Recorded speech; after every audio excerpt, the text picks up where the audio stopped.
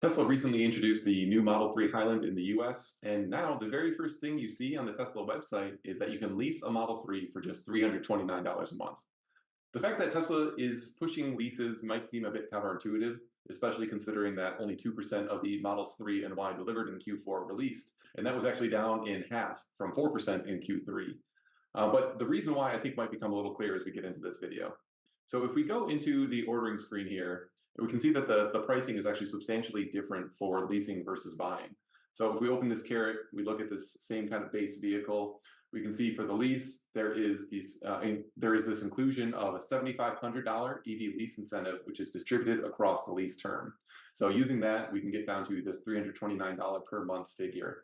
If we scroll over to the exact same car with a loan, you see that the price spiked all the way up to $606 per month. So a really significant difference whether you're leasing or you're buying.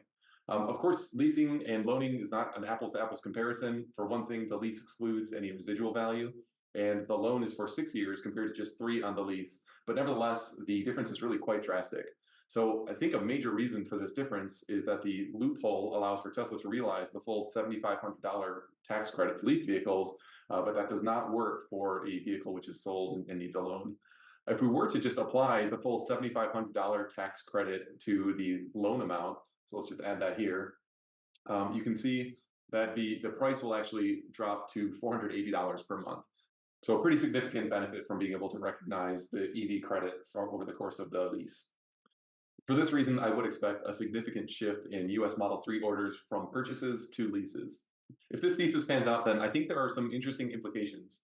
First, the earnings stream from a lease is slowly recognized over the term of the lease, whereas an outright sale of the vehicle results in an immediate recognition of both the revenue and the costs. So therefore, a spike in lease volumes may hurt near-term margins. However, I wouldn't expect this to have a very meaningful impact on Tesla's overall earnings profile, since it would only impact a minority of US-based Model 3s, which are leased rather than sold, and that's just a small quantity of the overall deliveries. And also, Model 3s made and sold in the US are among Tesla's lowest margin vehicles. The more interesting implication in my mind is that Tesla will retain ownership of all these Model 3s when they eventually come off lease. You may recall that in Tesla's 2019 Autonomy Day event, Elon announced that Tesla would retain ownership of Model 3s that are leased, and they would eventually use them in a Tesla-owned robotaxi fleet. While those initial Model 3s have already come and gone through their lease cycle and they've been sold by Tesla, they're clearly not being used in a Tesla-owned robotaxi fleet. We still do believe that this overall strategy does make sense, and in 3 years' time, we may very well see these first Highland Model 3s that are being produced and sold right now, or produced and leased right now, coming off lease, and Tesla's FSD technology may be advanced enough to enable those vehicles to operate as robotaxis. This is really exciting from an investment standpoint because Tesla would be able to be generating a massive cash flow stream from these vehicles that they're producing and selling or leasing right now at relatively low margins, but they'd be able to generate cash flows, very large cash flows, by enabling them to operate as robotaxis in, say, early 2027.